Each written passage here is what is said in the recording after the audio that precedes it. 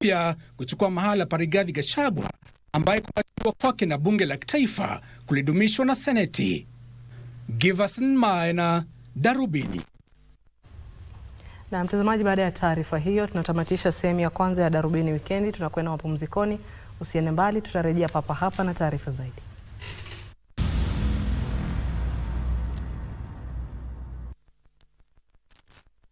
Welcome to the Kenya Deposit Insurance Corporation, or KDIC, a state corporation established under the KDI Act Cap 487C.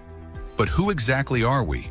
KDIC provides a deposit insurance for customers of member institutions.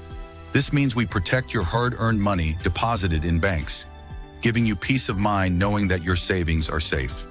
KDIC is also mandated to receive, liquidate, and wind up troubled banks, as well as provide incentives for sound risk management.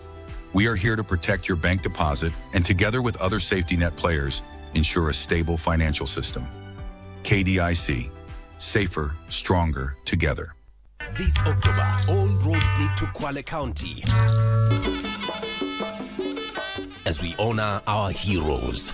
Join us for a comprehensive coverage of Mashujaa Day live from Kwale Stadium as we mark the milestones made in the affordable housing projects. Nasema karibuni sana, muje enjoy, muone yale yote mazuri ambayo yako ndani ya kaunti ya Kwale. All these will be live on KBC Channel 1 TV, KBC radio stations and all our socials. Heko kwa Mashujaa wetu.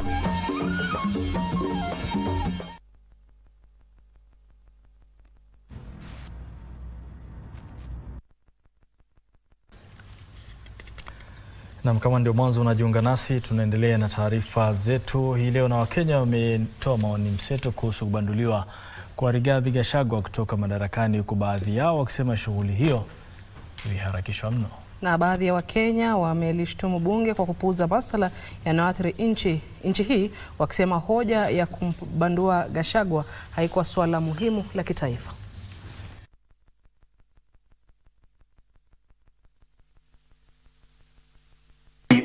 Country belongs to all of us, and we have seen the efforts that the President of the Republic of Kenya and the energy that he has towards the transformation of our country, but he cannot succeed if he don't get the moral and support from the team that he works with.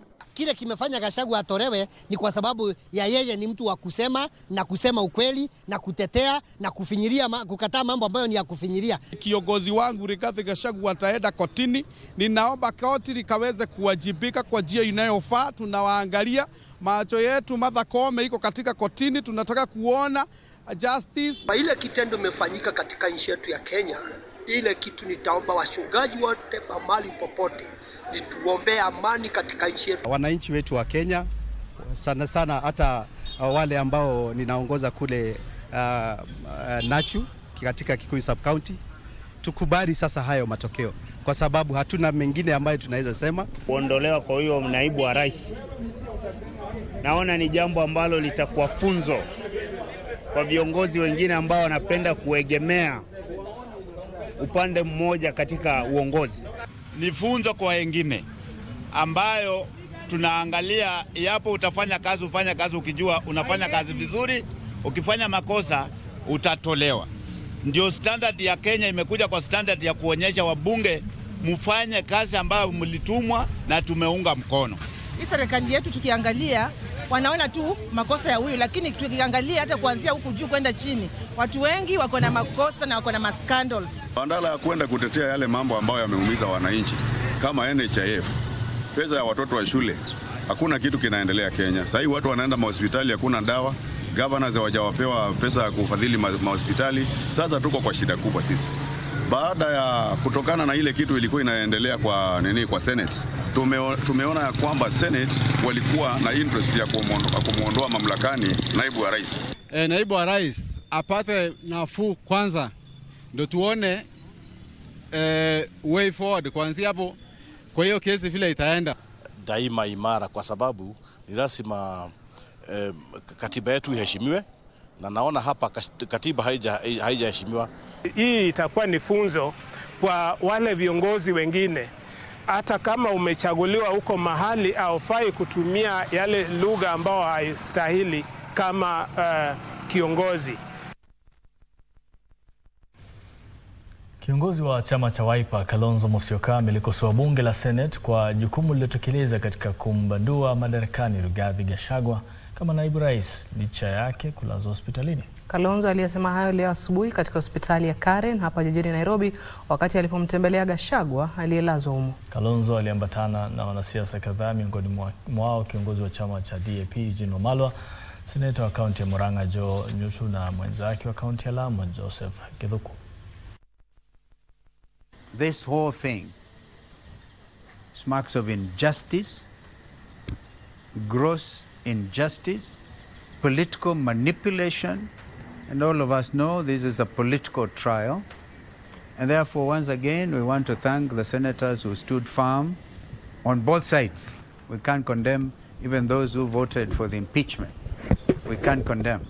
They did what was their responsibility, regardless of what may have happened in the back rooms or wherever.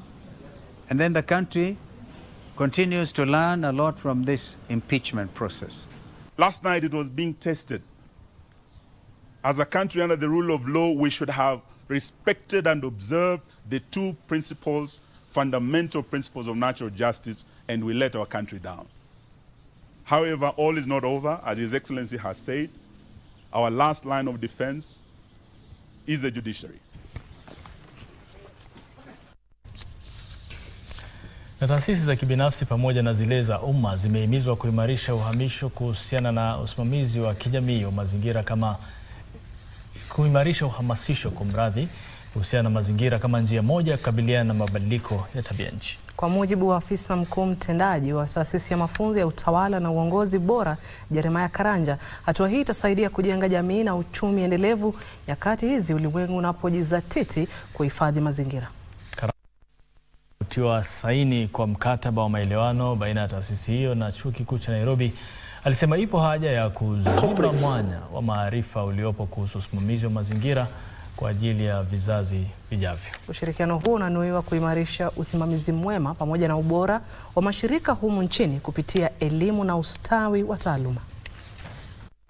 Very responsibly, because the board, we are sensitizing the boards through our members so that the boards can take up the agenda on environment and the agenda on social aspects, so that the misbehavior that we normally see, for example, the pollution of the environment is going to be minimized to a greater extent.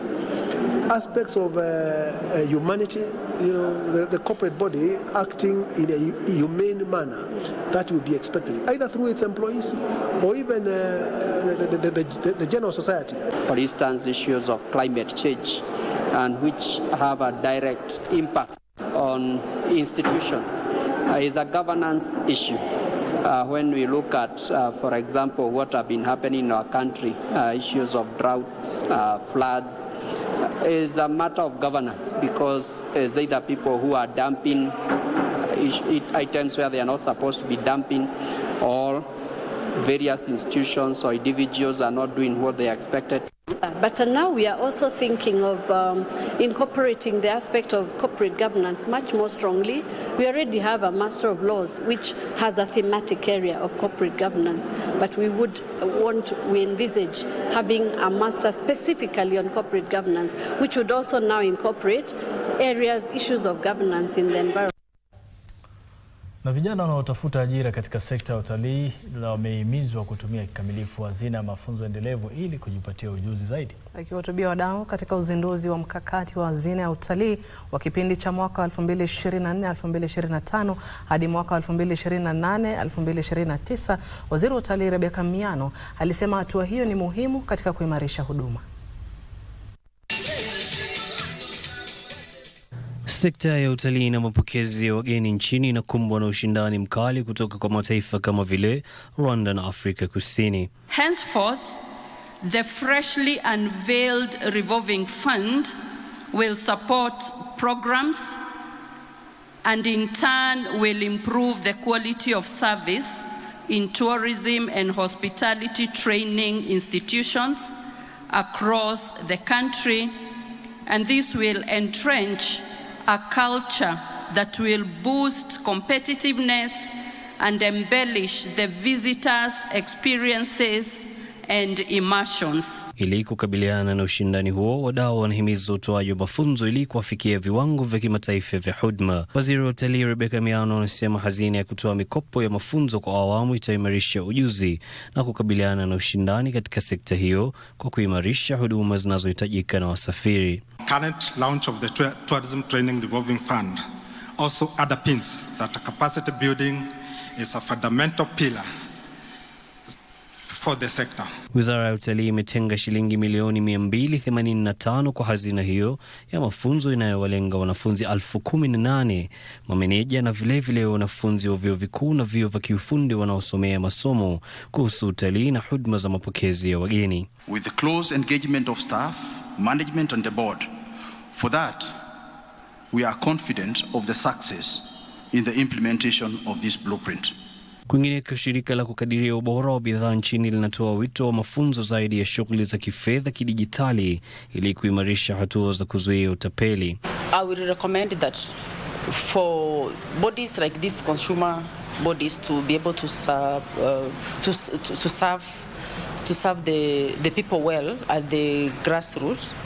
They are able to join, the way I've said earlier on, they are supposed to join the technical committees, so that they bring on all those ideas. You know, out of the ideas is when we build a strong document that can be workable on the ground. Mkuu wa viwango vya ubora wa bidhaa nchini Catherine Ndoro amesema utaratibu unapaswa kuwekwa ili kudhibiti taasisi za kutoa mikopo kidijitali na kuepusha utapeli. So we've noticed that most of the people that are using financial services are not really literate, and especially at the grassroots level, the vulnerable groups that are less informed about the digital financial services, which poses a challenge, because even when you want to do advocacy, at least the literacy level helps to increase the level of understanding.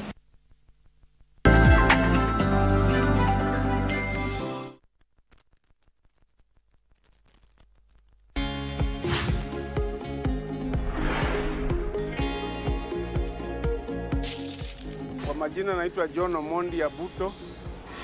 Mimi ni welder.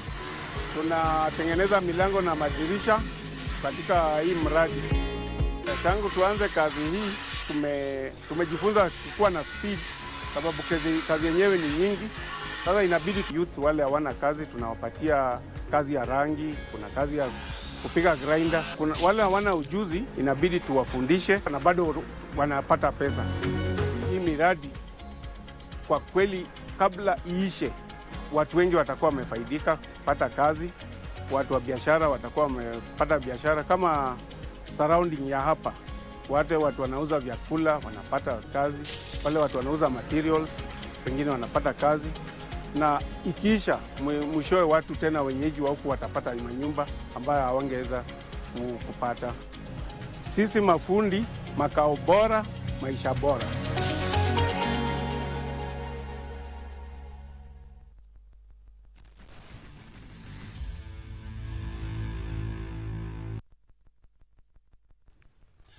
Karibu sana, mimi ni Lemoka na moja kwa moja tuanze na taarifa za soka. Tuelekee huko Dominican Republic ambapo timu ya taifa ya wachezaji wasiozidi umri wa miaka 17 Junior Starlets ilifungwa magoli 2-0 na Uingereza katika mechi yao ya ufunguzi ya kuwania kombe la wanawake wenye umri chini ya miaka 17 nchini Jamhuri ya Dominica. Tizama jinsi mambo yalivyokuwa. Uingereza ilichukua uongozi katika dakika ya 29 baada ya Lola Sangita kufunga bao kupitia njia ya penalti baada ya kiungo Halima Imbachi wa Junior Starlets kunawa mpira ndani ya eneo la langoni. Junior Starlet ilifanya mashambulizi makali huku mshambuliaji Valerie Nekesa akipoteza kombora ambalo lingesawazisha mechi hiyo. Lakini Uingereza kisha baadaye ikafunga bao la pili katika dakika ya 87 kupitia kwa Lauren Bell na kujipatia ushindi wao wa kwanza katika kundi cha.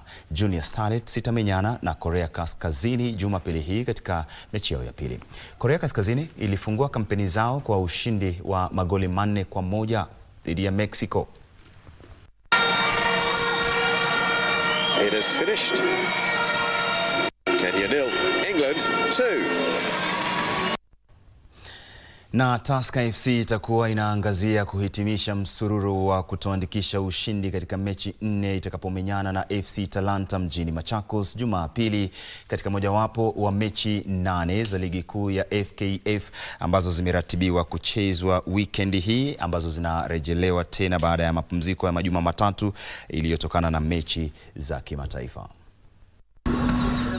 Tusker FC imeshinda mechi moja pekee kati ya mechi 4 ambazo imeshiriki na inaorodheshwa 6 msururuni, alama 5 nyuma viongozi wa ligi hiyo KCB. Tusker FC watakuwa wanaangazia kuandikisha ushindi dhidi ya FC Talanta ambayo inashikilia nafasi ya 8 na imeshinda mechi moja na kutoka sare mchuano mmoja. We approach one match at a time.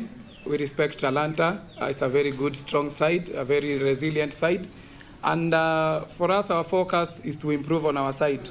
The points that we get will be of great benefit for us at the end of the season. Talanta wamekuwa poa sana. Mi season zenye nimekuwa hapa Talanta wamekuwa wakitusumbua sana. So si timu tunaweza underleta ama timu iko poa. Leo tukienda kwa hiyo game tunaomba cooperation ikuwe poa kwa kila department. Toka hapo ndo tunasapata results. So hatuwezi underrate timu mbaya. Tusker imetoka sare mara 2 na kushindwa mechi moja kati ya 3 ambazo imecheza, na imekosa kushinda mechi 2 licha kuongoza bao 2 kwa 0. We can score 6 goals and concede 6 goals. It means that we are lacking, in one area, and that is team function, defending, team task, preventing goals. So that is a concern for us. We have identified the specific players that are not responsible for their tasks, and as a team also we have tried to address it. So tumekuwa tumeconcede sana. So makoches wamekuwa wakizingatia sana tuangalie venye tunaweza defend. So kwa hizi games zingine tumekuwa tumeconcede sana.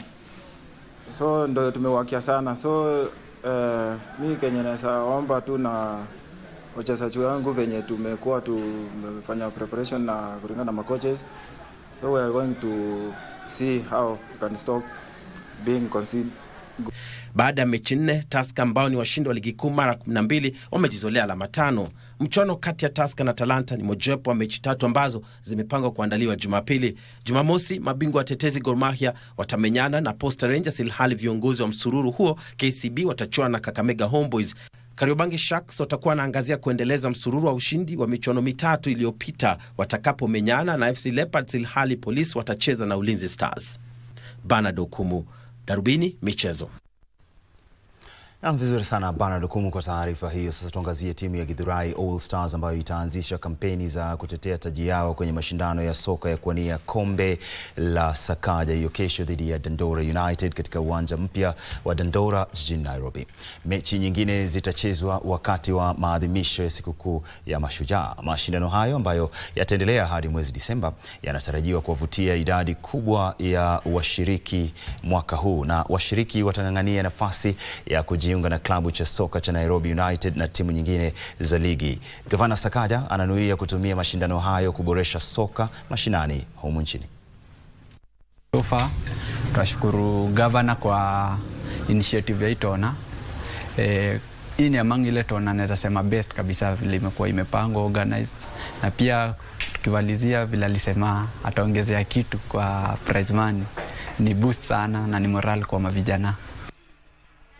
Anavuta kasi hapa Njuguna dhidi ya Mike. Njuguna!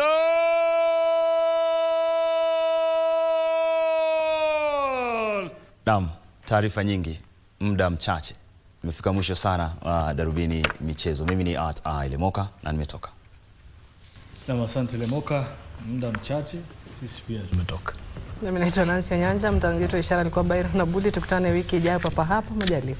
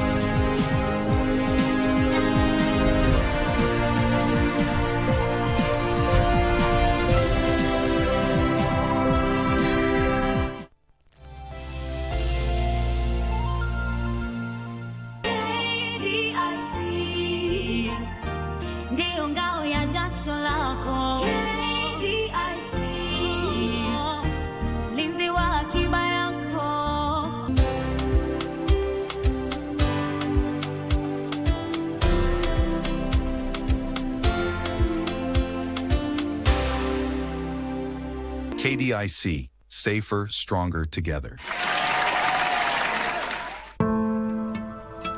Are you a holder of unclaimed financial assets? All holders are notified to report and surrender unclaimed financial assets to the Unclaimed Financial Assets Authority, UFAA, on or before November 1st, 2024. It is now easier to report and surrender. Visit www.ufaa.go.ke and get started to beat the November 1st deadline. It's your turn. Report and surrender today. Please note that failure to report and surrender qualifying unclaimed financial assets attract penalties and sanctions in line with Section 33 of the UFA Act 2011. UFAA. Receive, safeguard, reunite.